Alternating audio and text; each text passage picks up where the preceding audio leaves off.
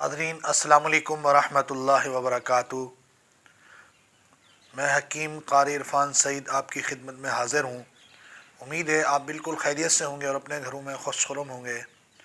मौज़ू शुरू करने से पहले आप तमाम दोस्तों से मेरी गुजारिश है कि आप मेरे चैनल को सब्सक्राइब करें और साथ बेल आइकन के बटन को दबाएं ताकि आने वाली हर नई वीडियो आप तक बर वक्त पहुँचती रहे। आज जो मैंने आप दोस्तों को नुस्ख़ा बताना है वो है नाखून के अंदर अगर रेशा पड़ जाए। बाज़ लोगों के नाखून एक दो दफ़ा उनके निकलवाने के बावजूद भी ये रेशा नहीं छोड़ता। उन तमाम दोस्तों के लिए एक आसान देसी टोटका पेश करूँगा। सबसे पहले तो आप दोस्त एक गिलास दूध लें और उसके अंदर हल्दी डाल दें 1 चम्मच और 3 अदद छोटी इलायची डालें। इसको पकाएं खूब और इसके अंदर गुड़ भी शामिल कर दें हस्बे ज़ायक़ा मीठे के लिए।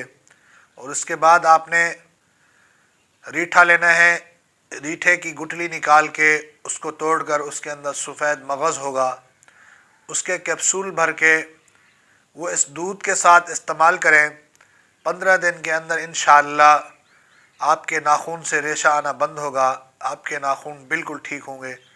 ये देसी टोटका है, इसको आज़मा के देखें, इंशाअल्लाह इससे आपको बहुत फ़ायदा होगा। अगर हमारा ये मुख्तसर प्रोग्राम आप दोस्तों को पसंद आए और फ़ायदा हो, अपने तमाम दोस्तों को शेयर करें ताकि आपके दोस्त इससे फ़ायदा हासिल कर सकें। जज़ाकल्लाह।